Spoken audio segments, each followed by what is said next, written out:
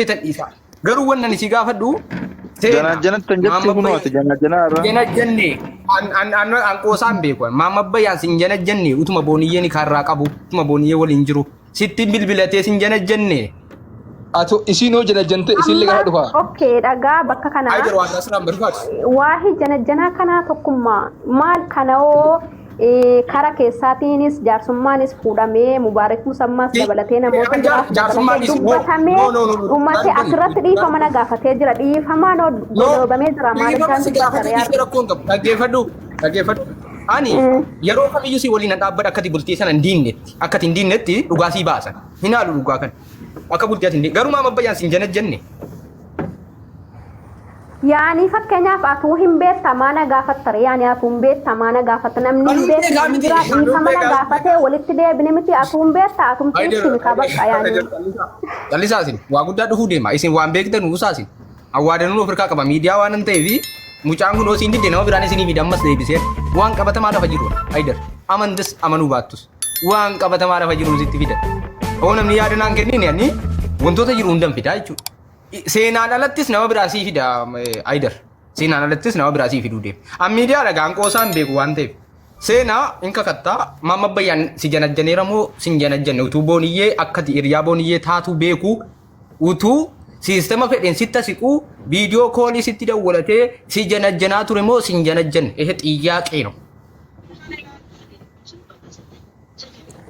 Ambar tokkummaan kan na dhibe maan ni beektaa yeroo kanatti yeroo no ila dhaggeeffadhu seena dhaggeeffadhu seena dhaggeeffadhu an karaa bultii diiguu sana keessatti abbaan feete sitti duultus si arrabsitus wallaahi milkooftu waa'ee bultii diigeeti namni fedhe sitti duule milkaa'u wannan ammallee irra deebi'ee si gaafadhu maama bayyaan viidiyoo koolii sitti dawwalee wantoota himuuf safuu namatti ta'us hojjechaa si janajjane moo hin janajjane. Tokkummaa xiqqoosii dubbadhu. Abdi no mute go. Ati bultii seenaan bultii sheekaa keessa harkaan qabu jettaa viidiyoon na janajjanedha akkamitti kulit deema. Addana baasa. Okay. Addan baasa galatoom. Wannan jedheefi koy wannan jedheefi dhiifi namni amala isaan beeka waan jedheefis karaa biraatiin fiduu danda'a waan ta'eef karaa biraatiin isinii fida. Booniyyee dhiisii utuu sin tarii hiriyaa kootii wanta kanaan ta'u jettuu janajjanuu danda'a sii galee janajjanaa heeno hiriyaa kooti waan ta'eefi booniyyeen hiriyaa kiyyaa wanna kanaan ta'u dhiisii jettee utuu sin gorsitu tarii waa jechuu ni danda'a sii galee indazaa no sii galee lakki hiriyaa kii isiin abbaa manaa qabdi bar isiin umta abbaa manaa qabdi ammas waan isii gaafadha ishee kamiti maama bayyaan an dhugaa dhagaa miidiyaa waan ta'eef maama bayyaan utuu ati abbaa manaa qabaachuu beeku Otu hiriyaa booniyyee ta'uu beeku si janajjaneera moo sin janajjanne. Tokkummaa dhiifama habibi dhiifama yoo namni dhiifama sin jedhe dhiifama ila yoo namni ila viidiyoodhaan sin mul'isa ilaali biyya Suudaan kana keessatti yoo namni dhufee akkana namaan jedhe namni bakkuma jiru dhaabata ilaali yoo sin ollee ta'e dhaabata akkana jennaan maal sin jechuu barbaadeet habibii kiyyaa dubbii amma kallattii deemtee fi eessa akka kaatee gara akka deemartu nu galee jirraa. Rabbi jedhiti asirra hin gaafatin dhiisa asuma dhiisi. Habiibi. Rabbi jedhi hin gaafatin coota dhiisi. Ayyee ani Oromoon miidiyaa waan hin ta'eef inni dhufee intarviiyuu naa waliin hin godhu. Utuu isin dhagaa walirra keessanii itti waqartanii maama bayyaan dhufee naa wajjin taa'ee intarviiyuun godhu. Takkaa jecha hamaa tokko afaaniin jedheen hin beeku naan jedheera jedhu. Takka arrabsee hin beeku garuu intarviiyuu naan godhu. Oo lubbuun keessaa bahee dhufe intarviiyuu naan godhu. Utuu ati hinduu tamoo mala tokkummaa irratti ta'etti hinduu malee dhufu. Beekamaa. Lakkiin finna amma finna amma isalleen finna booniyyelleen finna seenatti sa'aatti barbaadde habiibi. Ati gaafii ammaa kan ittiin deebine sii finna. Gaafiitti deebi. Ayyee seenaa wanta tokko jedhanii garuu akka booniyyeen na arsiteen garuu waa guddaa hin baasan ture. Dhiis habiibi. Okay tokkummaa kee. Immoo si viidiyootti dawwaladhee akka fedhe gaafa fakkeenyaa fi tarii isiidhaa bira jiru itti dawwale ta'uu danda'a hin argine malee isiidhaa bira jiru itti dawwale ta'uu danda'a viidiyoo gaafa itti dawwalu garuu akka gaariin jiru ta'uu danda'a fakkeenya kun hiriyaan fakkeenyaaf hiriyaa warra kooti yoo inni akkasitti janajjaneera ta'e nama biraa immoo akkamittiin janajjan? Leelaas nama biraa siif fiduu danda'a barbaachisaa taanaan fakkeenya fudhee jechuudha. Kun hundi waan ta'ee jirudha. Fakkeenya osoo hin taane waan ta'ee jirudha. Idar liqimsitu masiina dhooftu. Maaltu irbeeta tokkummaa Ustaaz Muhammad Bayaanii dhugaa dubbachuudhaaf wanni akkanatti isa boochisu jaayilaa mitiyyu. Jaalalli abdi haasuu muka bana maal taate abdi maal taate gurbaa abaaramu itti gurbaa anteetiyoo waa'ee jaalalaa beekne wallaahi namatti hin qalladin bakka dhiis waan kana keessa tokkummaa muuti godhe yookaan muuti tirga qaban darba gurbaa kana nama kana jaalala boochisi haga dandeeme mucayyoo kana gorsuufidha malee jaalalaa miti jinni qaba shayxaana qaba moo jibba boochisa maal jechuudha qoy na dhagee obboleessa kiyya hayyee ati ofii bane gaafis gaafa deebis gaafis gaafa deebis abdi rabbii keessuudhaaf tuqoy diqqoo mallee abdi gaafis gaafa deebis abbo dhagee gaafis gaafa deebis eega jaalatee eda maaliif dhufee ani ganaa tiiktookii fi feesbuukatti illee hin deebi'u umrii kiyya ganaa asitti illee hin deebi'u mallaqa fanaa guuraa tabiraa fuudhuuf deemaa suni mallaqaa fi Habibi ni aare kana miira keessa gala jedhe malee jibbootii miti waan kana ati akkamitti namni miira namaa hin beekne miira waan namaa dubbachuu hin danda'u ati waa'ee sheebaa naasa'uun dura miira isaa hubachuu qabda yoo miira isaan beekne naasa'ii bakka ati waa'ee boniyyaa haasa'uu dura atis bar waa'ee boniyyaa haasa'uu dura boniyyee beekuu qabda buleessa kiyya hin beektaa ani waa'ee anamma miira jalaachuu ni hubadha sigalee akkami hubadha akka keessatti faamin namni kun dhugaan jaalate isa qaraasise isa waa hunda barsiise isii malee nama biraa jaalachuu hin danda'u dandeellee hin jiraatullee naaman hin danda'a sobdanii mucaa keenya afaan qabu deemtanii tabiraa hin jaallata lamas ni fuudha afuris ni fuudha yoo shanis fuudhu danda'a sigalee hanga barbaade sobdee afaan qabdi ati boniyyee malee waa takka argitu boniyyee malee waa takka dhageessu jettee mucaa danuun akkana maraachatanii Ali marzi dhuga Ali funyoo fikkaa Ali fiigee banaa baha Ali himboya Ali lafarra fiiga Ali quraan jira no habibi ustaza namni waliif ba'uun normal no garuu ka du'uun jira nama meeqatu himaa irraa nama shan moja beeka nama jaalaaf du'ee jiru kan du'e kijiba fidime eessaddu jaalali nama dhageessu Saudi Arabiyaatti Itoophiyaa kanatti Saudi Arabiyaatti dhiis namni jaalaaf du'uun hin jira kanaafuu jaalala miti jettee waan biraa hin haasa'ini namni kun nama jaalate nama jaalatu maraatadha isii malee jiraachuu akka hin dandeenye isarraa hubannee jirra garuu furmaa ni dhufa kanaafuu kijiba kun namni jaalaaf du'e hin jiru jaalalli gaafa nama qabe mataa si qaba moo dhiiga si qaba moo luka si qaba moo coggarraa si qaba moo eessa qabe si jaalalli baay'ee ashoofaa jirta beektaa tokko irratti nama miira waan sanii beektaa malee ol baatanii majaalaatti naasa'ina akkasii miti obboleessu kiyya waa'ee jaalalaa na gaafadhu waa'ee jaalalaa barnootni jaalalaa na bira jira barnoota jaalalaa kan tiiktookii fi feesbuukii kanaa miti namni haga ammaa umrii kanaan jaartii hin qabne ilmoo hin qabne jaalala hin qabne maal beeka maal sirraa gaafatan teetti fudhatu kasaaraa kee jirta obboleessu maal haasaa yaa akka nama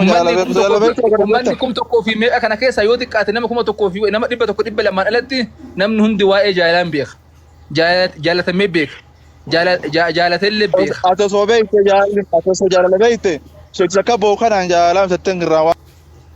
jaalalaa miti jaalalli sun jiru obboleessa kiyya maal taate hayyi innamaa innire dhiira kaboochisu jaalala biyyaatti boochisa dhiira kaboochisu waan jabaatee boochisa har'allee borullee iftarallee waggaa guutuu bo'uun jaalala miti warra jaalala waan hin fakkeessin Haydar habibi egaa ati sii galeera wanti sii galee naa galeera wanti ajaa'ibu keessa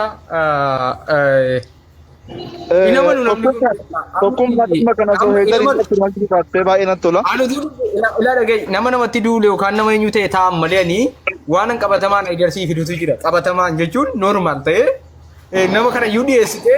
waan ani irraa adda sii baasutu jiru nama dhiyeessee intarviyuu godhan nama gamanaa fidee utuu booniyyee natti fiddanii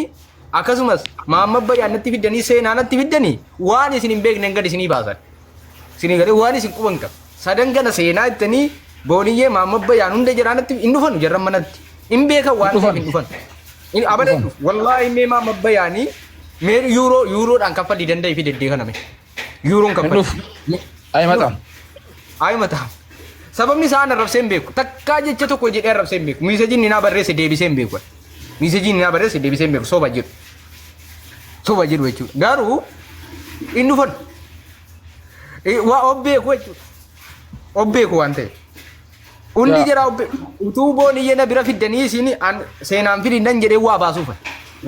waan awwaalamee jiru dhoosuufan an abbaa fedhen sodaadhu an abbaan fedhe deemtee na arrabsitii abbaa fedhe ganna deebisaan deemee naman ilaalu innaan laa ibiirraa bahee hojii koon hojjetan abbaan fedhe osoo gargaarsa ta'e amma dhufanii beeku osoo amma gargaarsa guurraa waa'ee gaarii osoo haasoo inni amma dhufanii bu'an wallaahi dhuguma kanaafi wanna tubachuu qabdu Aydarii Sabdiinis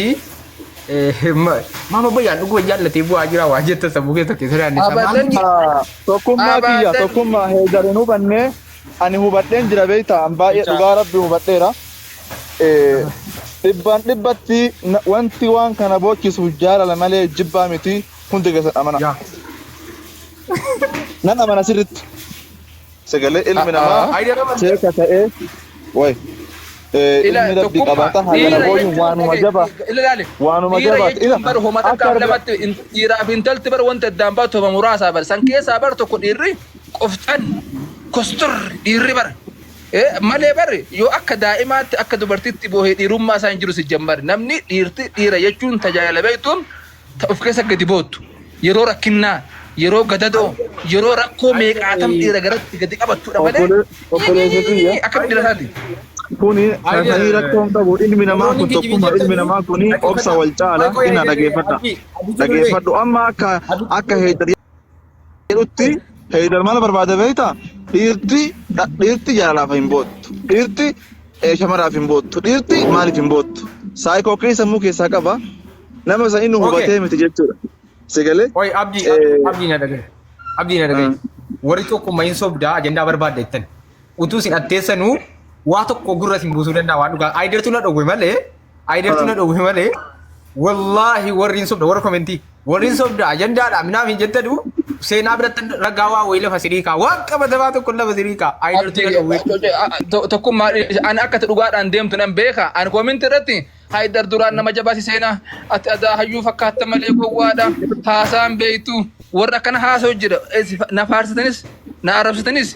ani aqwaami hin jijjiiru dhiira jechuun ta gada dhaabbatte dhiira jechuun ta waan jettu gootu malee ta afaan haasoytu ta ijaan haaso dhiirri hojjeteetiin